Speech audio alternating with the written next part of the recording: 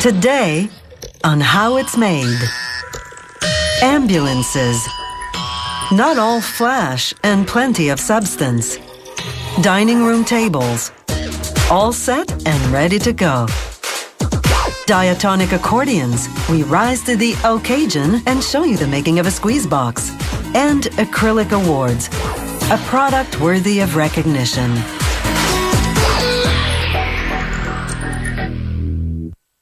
Historians believe the notion of ambulance service grew out of the 11th century Crusades when the Knights of St. John transported wounded soldiers to treatment tents. Today's ambulance technicians and paramedics carry on that tradition in state-of-the-art ambulances equipped to provide life-saving care en route to hospital. There are three types of vehicles commonly transformed into ambulances: minivans, trucks with a closed driver's cab, and trucks with an opening between the driver's cab and the back storage area, like this model. The most important structural addition is a stabilization bar to diminish rocking when the vehicle is racing at high speed. Otherwise, it's mostly a question of retrofitting a regular vehicle to give it the features an ambulance needs. Workers begin by cutting a hole in the roof. This allows them to install a raised aerodynamic roof. The angle of the new roof lessens air resistance, enabling the ambulance to run more efficiently with more control. Inside, meanwhile, they install fiberglass insulation panels with a fireproof metal surface. This insulation keeps the medical area warm in the winter and cool in the summer. Workers affix the raised roof with adhesive caulking. The roof has integrated lights. Protruding lights would ruin the streamline. Workers measure carefully to ensure they center the roof perfectly.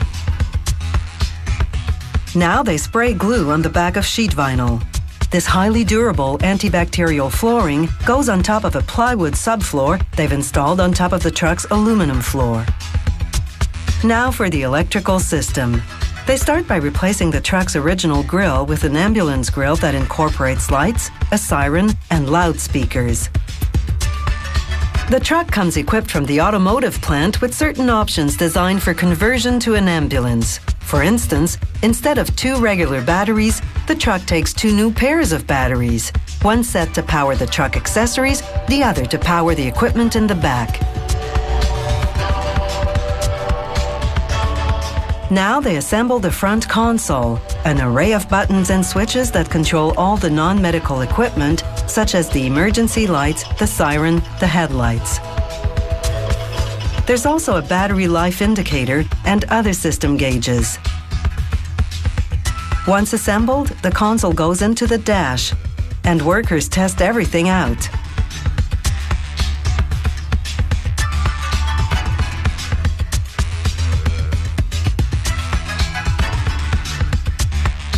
The heating and air conditioning systems in the original truck aren't strong enough, so the ambulance factory adds an extra system of each to work in tandem with the existing systems. The frame of the medical cabinet is made of aluminum, a metal that's lightweight and therefore won't weigh down the vehicle. The cabinet shelving is made of either plastic or fiberglass. It's molded to the contour of the vehicle, maximizing storage space. After installing the suction and oxygen systems, electricians run the wires for the cabinet lighting. Once the main electrical panel is in place, they can mount the cabinet and hook up the oxygen equipment, the suction machine, and the lighting.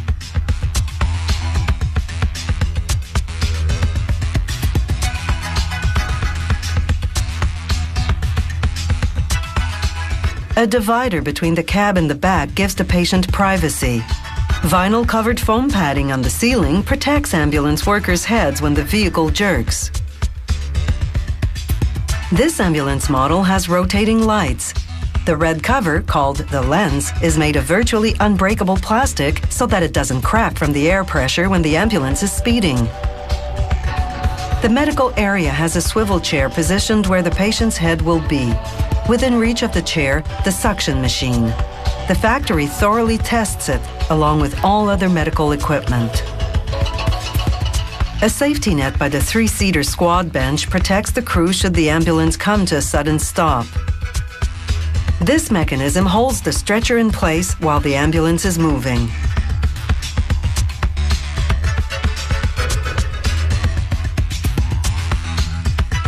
The stretcher simply locks in, keeping the patient safely immobile until the ambulance reaches the hospital.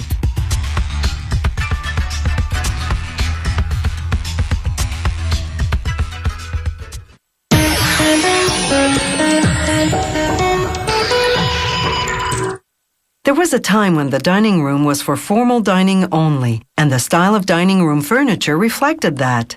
Not anymore. Today's dining room sets come in both elegant and casual styles, and there's something to suit every decor, from contemporary to country, from traditional to ultra-modern.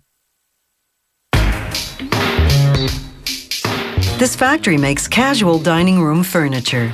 It uses only durable hardwoods, such as birch and beech. It buys the parts pre-made from a supplier. The workers here assemble the pieces and finish the furniture to the customer's specifications. We're going to see how they make tables. The parts arrive already sanded, but they still go through a machine that gives them an additional fine sanding. This prepares the wood for staining. Workers sand the solid wood parts for the apron by hand. The apron will go just under the tabletop.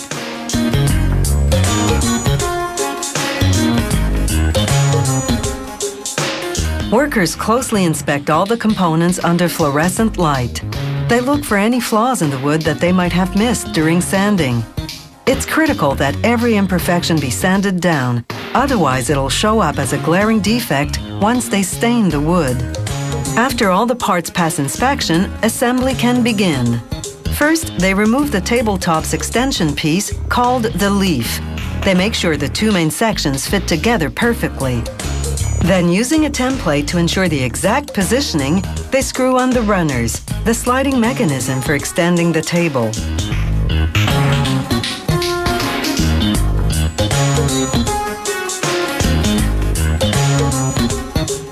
Then they mount support pieces called stretchers. After marking the position of the apron, workers screw in steel braces to level and align the three sections of the table. This table will have a pedestal base rather than four legs. After installing a part called the assembly plate, they lay down a series of metal templates. These ensure that they mount the apron precisely.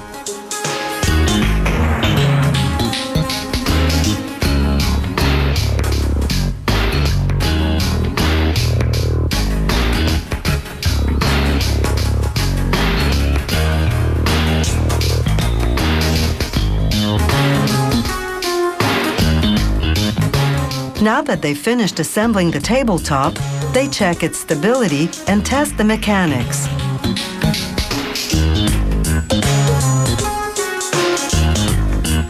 If everything's up to par, the tabletop moves on to the finishing department. The factory buys wood stain from a supplier. To ensure that the colors are consistent from table to table, the factory tests the stain before using it, comparing it to a color sample.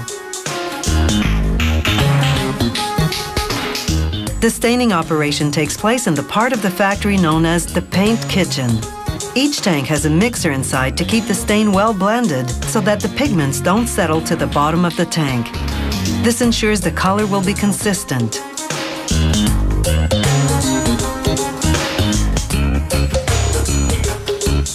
There's a separate spray gun for each stain color.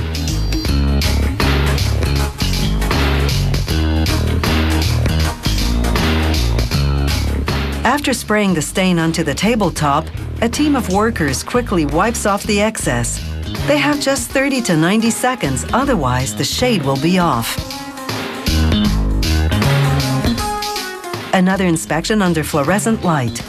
Any flaw in the wood they missed before would definitely show up now, thanks to the stain. Every imperfection will be sanded down. Now they spray the table with sealant. This protects against variations in humidity, which would make the wood expand and contract and eventually split. Then they sand the sealant to prepare for a coat of clear lacquer. The lacquer plays two roles, one functional, protecting the wood from scratches, one decorative, giving it a mild sheen.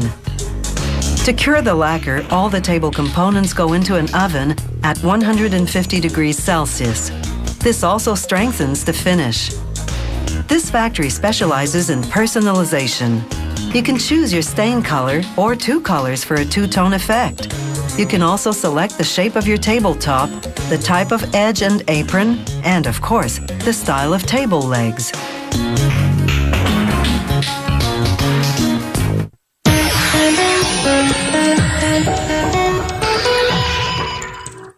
A diatonic accordion is much smaller than a piano accordion, and it's structurally different. It has 10 buttons, each of which produces 2 notes. One when you push the bellows in, the other when you pull the bellows out. The diatonic accordion, also called the squeeze box, is a staple of Cajun music.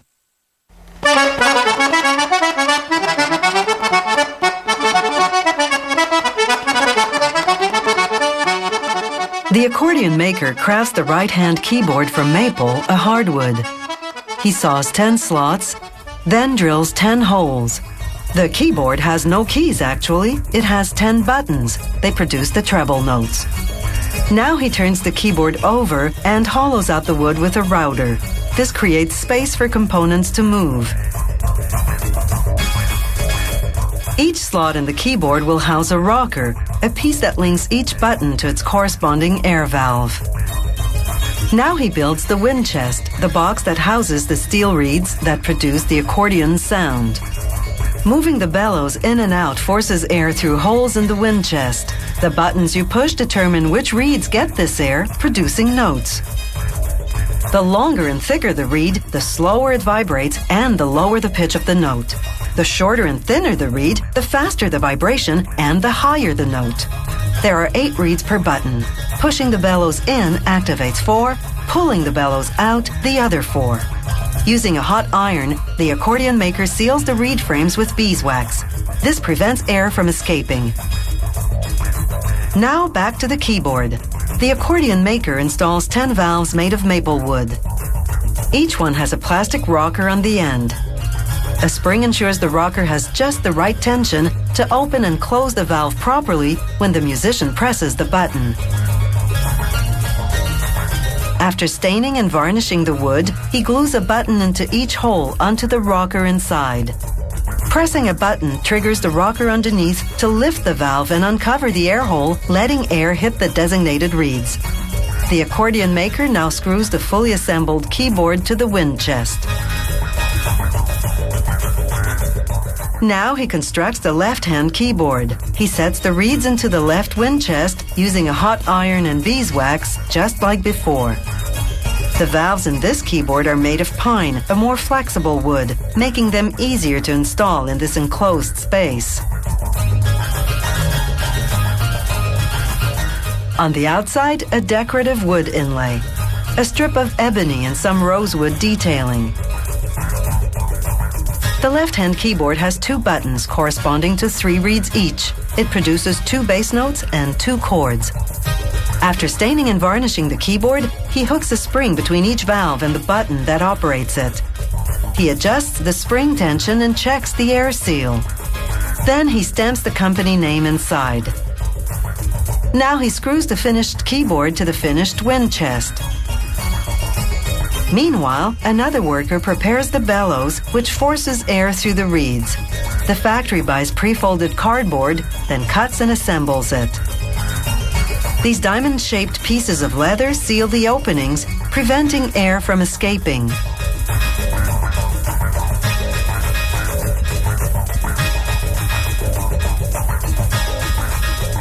Now she glues fabric strips inside the folds of the cardboard. This is purely for decoration.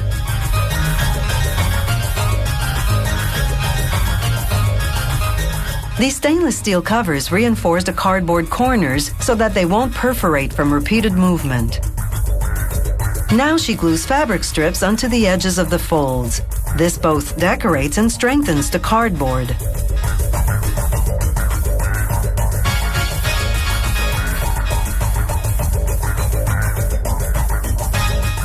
Now for the final assembly.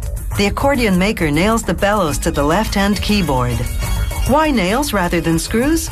Tradition. The left-hand keyboard has a hand strap, the right-hand keyboard a thumb strap. After nailing the right-hand keyboard to the rest, this $2,500 Diatonic accordion is ready for a musical test drive.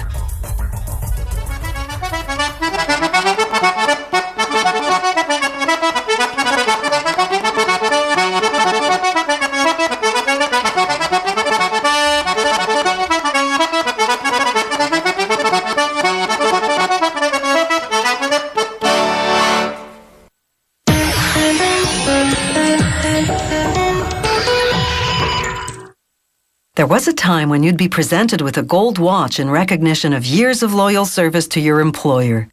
Today, you're more likely to get a personalized memento cast in acrylic. Companies and organizations often choose to hand out custom-made acrylic awards to recognize milestones or special achievements.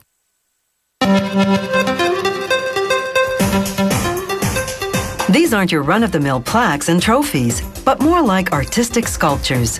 They're custom designed and cast in high-grade acrylic. In the casting department, workers make acrylic by mixing monomer, a clear liquid chemical, with polymer, a resin powder. Once cured, this thick white mixture will be crystal clear. To make colored acrylic, they add colorants. By creatively combining shades, they can even produce special effects, such as a marble or granite look. To cast simple shapes with straight lines, they use disposable molds made of thick cardboard.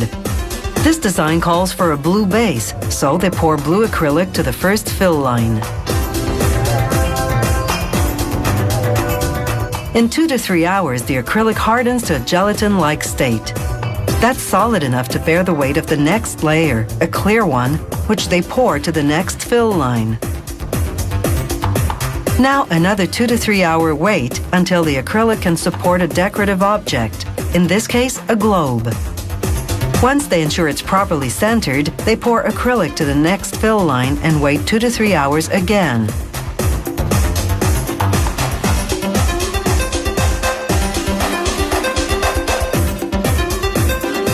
Now they apply the client's name and logo printed on acetate and pour the final layer. Once that hardens, it's off to the curing department. There, workers load the pieces into a pressurized oven called an autoclave. It works somewhat like a pressure cooker, forcing out the trapped air bubbles and curing the acrylic until it's rock hard and transparent. This takes 12 to 15 hours. Curved designs are cast and cured in reusable metal molds like this. The factory always casts a piece slightly larger than its final dimensions to allow for shrinkage during the curing process and some loss through sanding. Workers sand each piece 3 times with progressively finer sandpaper to perfect the shape. Then, to remove the marks that sanding leaves behind, they buff the piece on a cloth-covered wheel.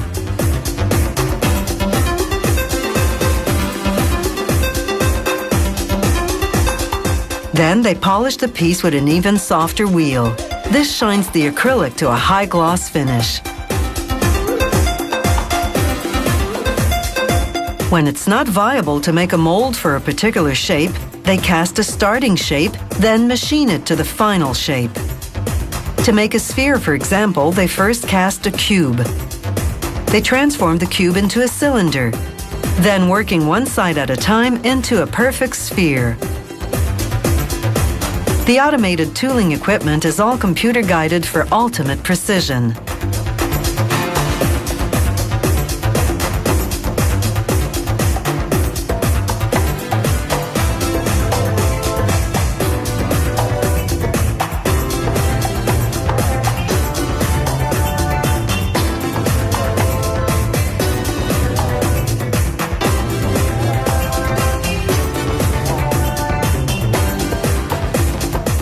Some designs call for additional artistic features. For example, the factory can print artwork on paper, acetate, or a metal plate, then embed it in the acrylic.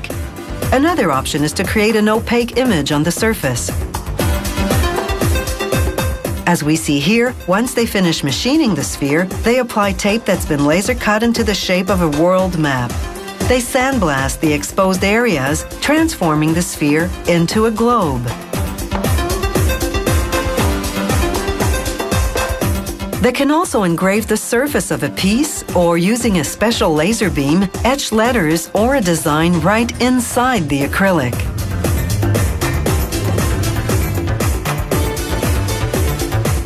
The creative possibilities are endless. The infinite combinations of shapes, colors, embedded objects, and artistic features make these acrylic awards highly customized and clearly unique.